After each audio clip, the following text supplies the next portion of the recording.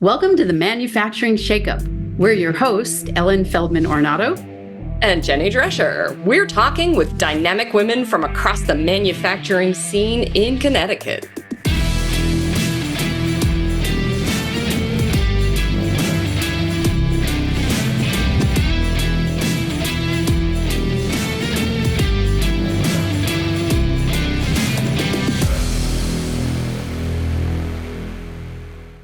Hey, Shakeup friends out there in listener land. Welcome to this week's Shakeup. I have an important question. What was a time in your life that you were saying, oh, hell no, nuh-uh, this is not okay. This is not okay, and I am out of here. I don't know where I'm going, but I'm taking a leap that there is something better for me. Bet a lot of you have had that in your career. Mollissa Bennett from HABCO is here to join us today. Molli, we are so happy to have you here to share how that happened to you and what you learned today. Welcome. Hey, thanks for having me. Molli, we had a great time talking with you the other day, learning about your career trajectory and how you got to be a welder, which is what you're doing now. And it all starts, let me just encapsulate this with, it starts with working in a job in Maine, where let's just say that the workplace behavior was unacceptable. Can you start there and talk about how that was a catalyst for finding something better? Right. So, yeah, I would say that oh hell no moment happened multiple times in my life, even before I went to Maine. But yeah, so I would say you might have, so working in the trades, it's very multifaceted, and you have to make it work for you too. So you have to be very aware of like the different types of work environments and you have to be picky about where you want to dedicate your time and your efforts to. So I would say when I was working in Maine, it wasn't like the best atmosphere for multiple reasons, but I would say generally, it was just the type of workplace that you could tell was very stagnant and you just weren't going to go anywhere. And many like things that could give those signals to somebody would be management kind of made it clear to you that you were a cog in the machine, and that you, like, if you don't like the way things function around here, there's the door, bye, no matter like if you're the hardest worker, or basically everybody was the same, whether they were like there for 20 years or brand new, like lazy or, really hardworking. You get treated the same. You're the production line worker. So, some places are really like, they make you feel a little dehumanized because you're just like part of the line. You're pushing things out. You're working overtime. Personal life is kind of on the back burner. Sometimes you feel like it's unacceptable to have a personal day in certain companies or stuff like that. Some HR departments aren't great either, which is something you kind of want to look out for. But well, let me ask you a follow-up or insert into that. Were there many women on the production floor doing what you did? And what specifically about the HR department was ineffective? The people there just love to like test the new people and like really put them through the ringer. So wow, workplace hazing. There's a party. Jeez. It's kind of, it's weird because it depends on the management, because workplace hazing in the trade can actually be like, it could be fun and like funny and lighthearted, but depending on how management like accepts things, like there's good people in the world and there's bad people in the world. So like if your management is okay with people like harassing people, and like if you go and report it and they do nothing, it kind of creates a volatile work environment. So you were in a place that was dehumanizing, where there was workplace hazing, where you were getting all these signals from management. Like, what was it that made you finally say, what was that hell no moment for you when you said, you know what, I can do better? Like, where did you find it within you to say, there's got to be something else out there for me? there were many incidents at that place. I worked there for a year and a half, but there were two that strikes me the most, but the one that really pushed me over the edge was like, I actually almost got killed once by a fork truck driver, and they should have been fired because it was like the place was unsafe, and there's rules and regulations that they weren't following. So I was like working under a storage rack of material like behind me, and it was this giant like stacks and stacks of metal, and the fork truck driver came up behind me and didn't tell me they were accessing it, and they almost dropped like an entire bundle of metal on my head, which was like, it's, if you can imagine the way that metal gets shipped into places and stored, it's like a 18-foot long bundle of like, and it comes in a square of like 2x2s, 2x4s of like metal. And by the grace of God, I'm alive today. That stack almost went right onto me, that he almost pushed it over. But if like the fates weren't on my side that day, it would have just continued and come right down onto my work area and crushed me flat, Wow. Nothing, that fork truck driver, nobody came and talked to me about it. And like, I'm sorry, that should have never happened, any of that kind of thing. So let's shift gears, because your story is actually one of huge success for you personally and professionally. You changed your viewpoint and pursued becoming a welder. Can you talk about that decision and where it's led you?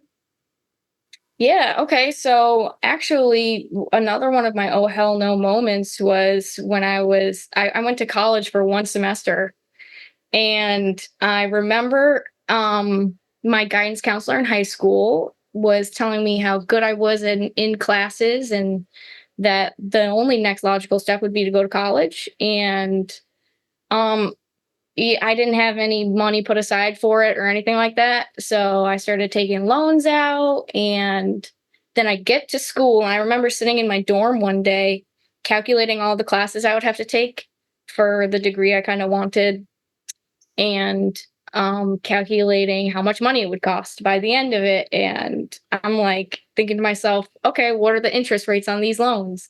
And then I got into the rabbit hole of like, how am I supposed to pay this off? And that was my oh hell no moment. So I actually moved back home from college to like try and rethink my life before I got into all that debt. And I just decided, and then I started looking into trades, and welding is one that I just kind of picked before even doing it ever. And the trade schools are shorter. I did a 10-month program instead of a 4-year college program. 10 months, and I was out. They had a job assistance program for me. I went to Lincoln Technical Institute in East Windsor, Connecticut. It's a great school. I do recommend. They have a career assistance program that helps you find a job right when you're done. So you go 10 months for the welding program, and then right afterwards, they help you find a job, and you're kind of up in the pay scale a little bit from where you started. But yeah, I was pleasantly surprised that I just had a knack for welding, and from the start, I just could do whatever they asked me to do. And it's like that instant gratification of just like trying something new and just being surprised that you can do it, and that you have a path that could be successful in front of you that you never realized. What I love about the story you're sharing with us today, Molly, about your journey is that, I think a lot of our listeners have had experiences like what you've described, right? Coming up in places where it's literally dangerous. I remember that from my distribution days, same kind of thing.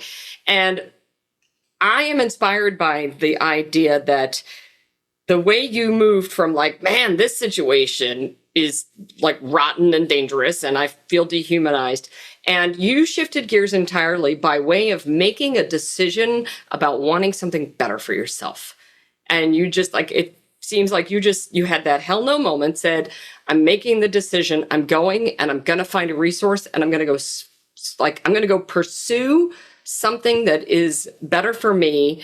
And then so that's like our shakeup factor number one for our friends is like, if you're in a situation out there where you're working in a place where maybe they're getting away with a lot of stuff from the side, like OSHA and bullying and that kind of thing, newsflash, you do not need to put up with that. So for our friends out there, you know what? You can do better, and Molli is living proof.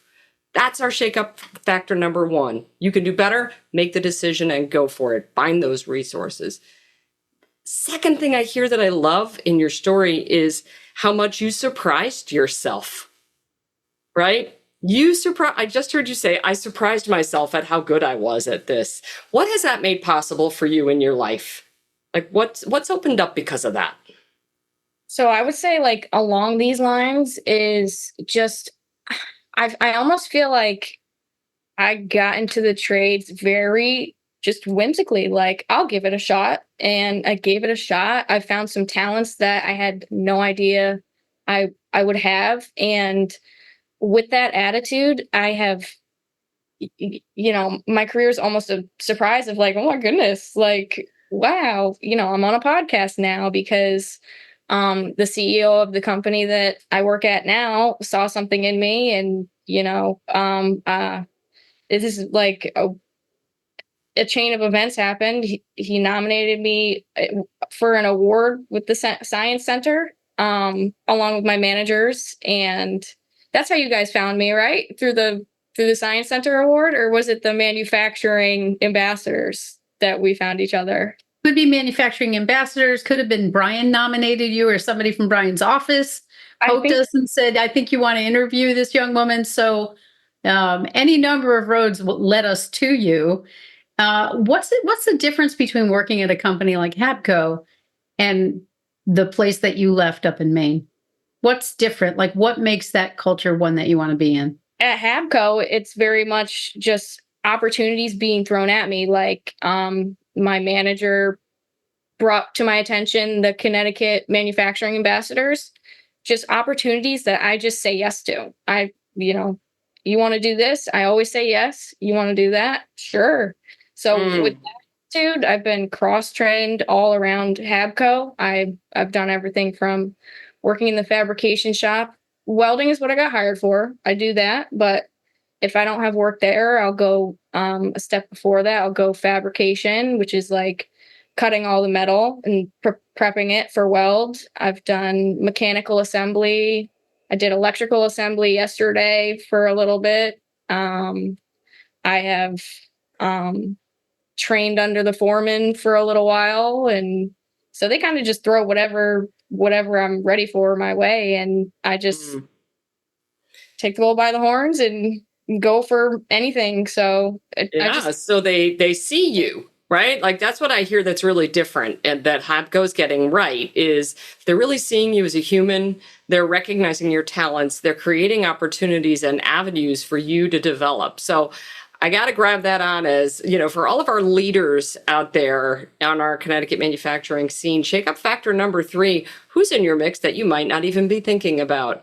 Who is the Molli that's on your shop floor that has this big brain and all these talents that you could be leveraging and like pulling forward, who is going to become the next really super cross-trained person that can help everybody? And I have a question for you. When you first started and when you went into welding, did you see this kind of thing for yourself? You mean like the opportunities that would come? I had no idea. I really just was looking for a bit of a higher pay grade, Mhm. and I didn't know where to start. So I thought, the trades kind of advertise themselves as, get paid to learn. You take a little bit of a training course to kind of be up to par on like basics that you need to know to get a job. But a lot of what I learned was on the job. And then especially manufacturing, especially like I almost feel like you could go almost anywhere. And there's so many avenues and branches you could take in manufacturing just based on like, did someone quit and they need to fill a position? And, inner hirings through a company is a big thing in HABCO too. They prefer to hire within before they go out. So like, just look at the job boards, and there's a lot to offer that you would never picture yourself doing from the start, because how could you possibly predict random happenings that could take you somewhere, So I'd call that staying curious, right? And being willing to say yes when you're not 100% sure. Yeah. Yeah. Yeah. Yeah, that seems really important.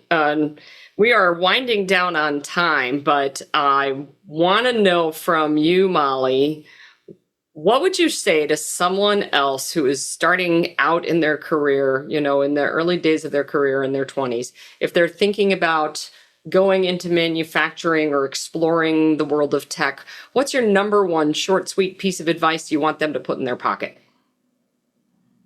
I would say to always be hungry for the next step, or to be very like willing to work with others and just easy to work with, because I could say most of my training has come from just getting along well with the people that I work with. That makes them open to teaching you some of their stuff. So I have a lot of mentors that I've come across just from just being, easy to work with and willing to do kind of the stuff that is like the new person stuff. Like that maybe a lot of people don't want to do. Don't shy away from the hard work just because it might be dirty, or the grunt work. Because that's how you get the experience you need. You have to start off on the basic levels. So I would say always say yes to opportunity, and never let a poor morale of a certain job site hold you back from doing your job. Because if you really say welding, I like welding, I really love it. I don't regret being a quitter, because I feel like that saying quitters never win is kind of, A total lie. It works maybe, but with jobs, like, quit if you feel like you love your job but you don't like the workplace. It's totally fine to go to know your worth and go find some. You might get paid more if you leave and go somewhere else, and you might be more appreciated somewhere else. So Yep. I love that. I'm actually going to call that shake up factor number one straight out of Molli's mouth, is like, you know what? Be picky about where you're going, and don't be afraid to say no if it doesn't work for you, because there is always something for you to yes as you're going around the corner. So thank you for that shake up factor. And that is that you can do better. Shake up factor number two, I want to talk to our leaders out there and say, make sure you're paying attention to what's going on the shop floor. You never know what's going on when your back is turned. So we sometimes like to think that, everything's hunky-dory, but it's worth paying attention to. What is a Molli on your shop floor have to say about the morale in your plant?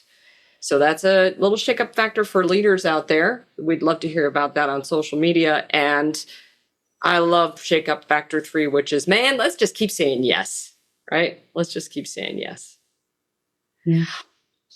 Well, Mollissa Bennett, it's been an absolute pleasure to be with you here today on the Shake-Up Factor. I mean, on the manufacturing shake-up, wherever the heck we are.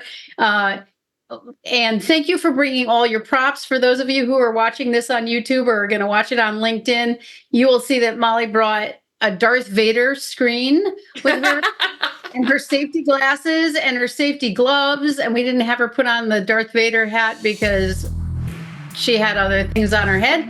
But anyway, it's been great to have you here today at the Shake-Up Factor. You were an awesome guest, and we hope to see you on the roads.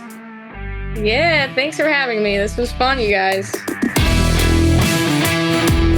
Thanks for listening to the Manufacturing Shake-Up. You can listen to us each week on your favorite podcast app. You'll find us on LinkedIn and Facebook and Instagram. And if you use the hashtag MFG Shakeup, we will see them and really appreciate your spreading the word about what you're hearing and learning each week. Hey, Jenny, did I forget anything? Yes, you did. Here's the most important bit. You may have learned something from that guest. They may have told a story about, oh, here's what I did and here how it worked. Here at the Manufacturing Shakeup, we are all about action. So take some nugget of what you heard today and put it into practice, even if it's small and experimental. Get busy, get dangerous, go shake stuff up, and bring people along with you. Go take an action, post it on social media. Let's have some fun. The Manufacturing Shakeup is sponsored by the Connecticut Office of Manufacturing, produced by Moselli Productions and Gale Communications, and hosted by the Boulder Company.